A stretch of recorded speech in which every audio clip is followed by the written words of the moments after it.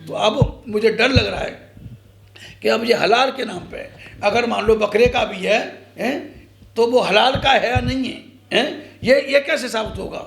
अगर वो कंपनियां सर्टिफिकेट नहीं देंगी तो हलाल का सर्टिफिकेट देगा कौन? और हलाल का सर्टिफिकेट नहीं मिलेगा तो ये एक्सपोर्ट बंद हो जाएगा इनका। ये जो जितने अरब कंट्री हैं, मुस्लिम कंट्री, ज़्यादातर मुस्लिम कंट्री में ही जा रहा है। धार्मिक रूप से मुसलमान कभी कमज़ोर होने वाला नहीं है। मुसलमान मरते मरते भी अल्लाह को याद करता है। मुसलमान नमाज पढ़ता है, 5 बार नमाज पढ़ता है, इसी देश की धरती को चूमता है और अल्लाह को याद करता है। वो फसादी नहीं हो सकता। यह फसादी ये है। मंदिरों में क्या होता है? मंदिरों में देवदासियाँ रखी जाती थी, इनकी देवदासियाँ रखी जाती थी। देवदासियाँ कौन थी? यही शूद्र समाज की लड़कियाँ थी। सुंदर लड़कियों को उठवाते थे और उनका ये इस तरह से करके उनको इस्तेमाल करते थे। अजी गाय का मूत्र बेच रहा है, पता नहीं खुद पी रहा है कि नहीं पी रहा। गाय की हड्डियों तक को उसमें निकला है ना, उसके प्रोडक्ट में गाय की प्रोडक्ट निकला था। जैन वनस्पति का एक बहुत बड़ा कांड हुआ था आज से करीब 30 साल पहले। जैन वनस्पति, उसमें गाय की चर्बी होती थी। गाय की चर्बी को वनस्पति घी के नाम से बेचा जा रहा था। वो भी मतलब उस समय लाखों करोड़ का था, बहुत चर्चा में आया था। तो ये धर्म की आड़ में ये कुछ भी करें, ये धंधा करें। और ये कौन सा नहीं पड़ा, मंदिरों के आगे इनका नारियल बिक रहा है, चुनरी बिक रही है, और ये वैष्णो देवी पे वहाँ क्या हो रहा है, ये पाखंड में उलझाना। और फिर उससे जो टेरर फंडिंग हो रही है, तो असली टेररिज्म यहाँ इंडिया पे इस्लामिक टेररिज्म नहीं है। इस्लाम के मानने वाले इस देश की धरती को 5 बार चूमता है, 5 बार नमाज पढ़ता है, अपने अल्लाह को याद करता है।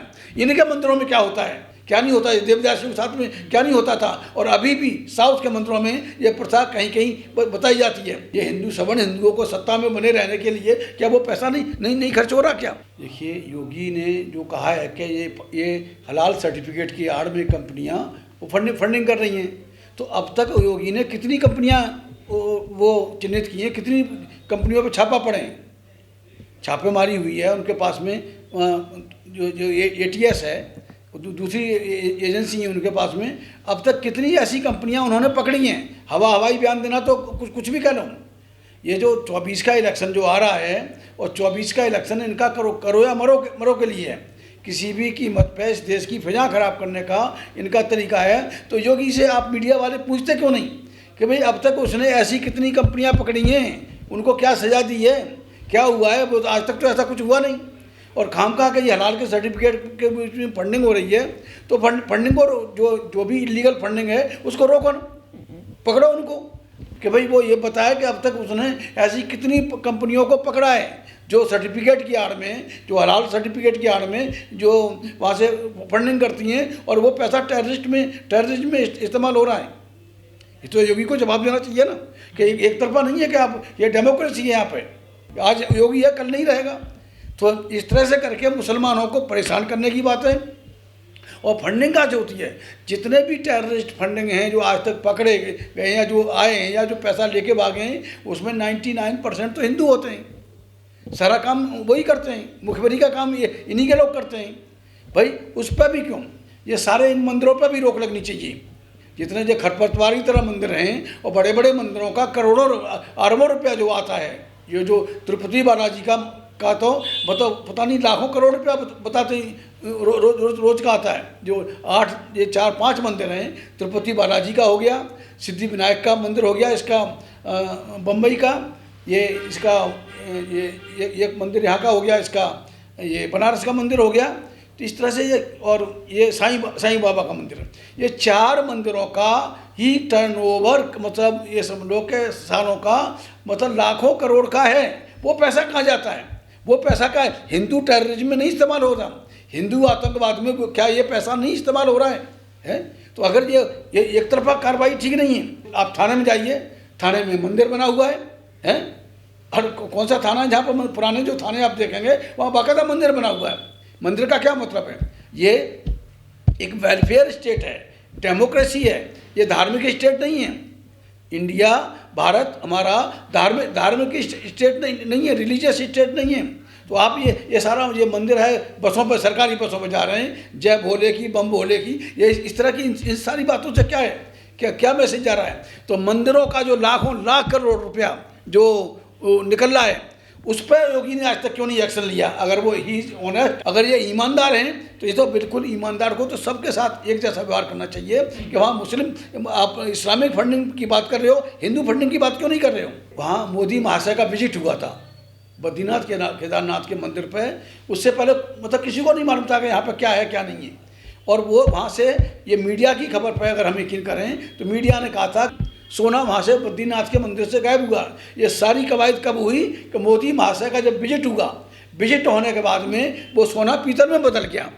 तो ये तो भाई इनका भगवान जाने और ये जाने ये क्या क्या करते हैं। दक्षिण के मंदिर से उसके 12 कपाट खुलने थे, 9 या 10 कपाट खुलने थे। एक कपाट में भी लाखों लाख करोड़ की संपत्ति निकली थी। बाद में कोर्ट ने बाकी कपाट खुलने से रोक लगा दी। ये क्या हो रहा है?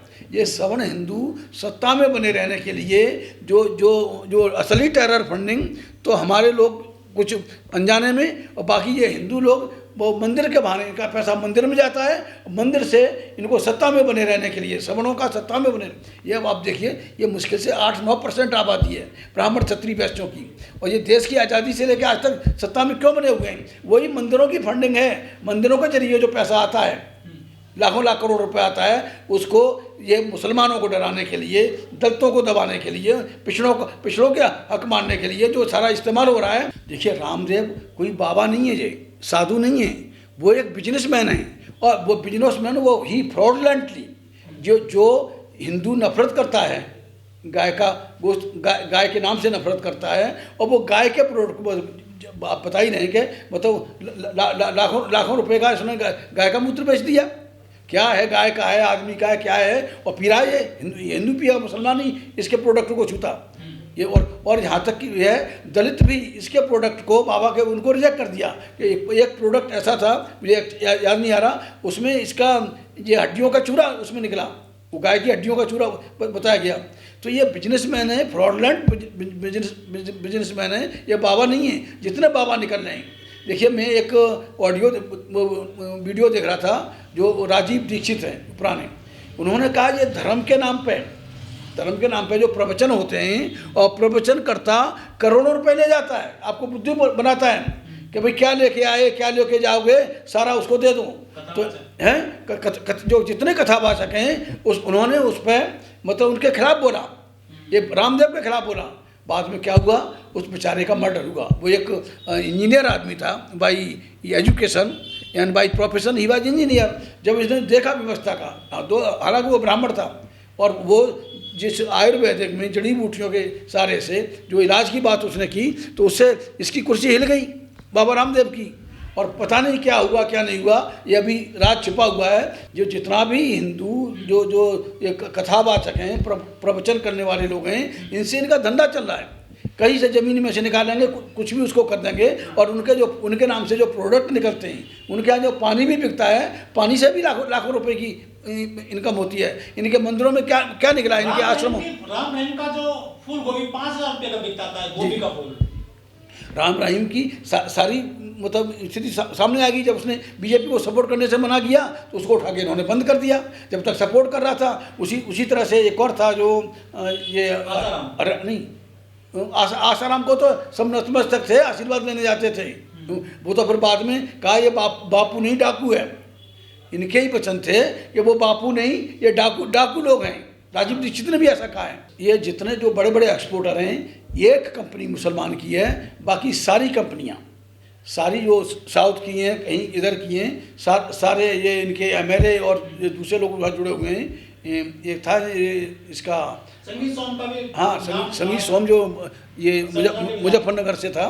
तो उनके भी जो एक्सपोर्टिंग हाउस जो बने हुए हैं, या ये जो बूचर हाउस बने हुए हैं, तो ये सारा वो मतलब एक कंपनी मुसलमान की, बाकी सारी कंपनियां इनकी हैं। इससे क्या है, मुसलमानों को डिस्टर्ब करने की, मुसलमान मेंटली डिस्टर्ब हो, मुसलमान के कारोबार बंद हो। अब हलाल के नाम पर पकड़ा धकड़ी चलेगी। यूपी में हलाल के नाम पर ये मुसलमान को तंग करेंगे कि भाई ये हलाल का है, किसका है, कैसे है। कल को बताइए जो बकरे के गोश्त को, और इन्होंने मॉब लिंचिंग जो किया है, ये गाय के गोश्त के बहाने पर है चाहे ये जो मरा था दादरी वाला अखलाक को मारा गया था। बाद में वो रिपोर्ट आई उसकी फॉरेंसिक की, वो तो गाय का गोश्त था ही नहीं, उसमें पीट के मार दिया। इलेक्शन है, इनके सारे दाव फेल होते जा रहे हैं आस्ता आस्ता। जितने हिंदू मुस्लिम कराने के दाव फेल हो रहे हैं, तो उसमें एक दाव ये इन्होंने और नया चल दिया। अब हलाल के नाम पर भाई बकरे का भी गोश्त है, हलाल क्या नहीं है, सर्टिफिकेट कौन देगा?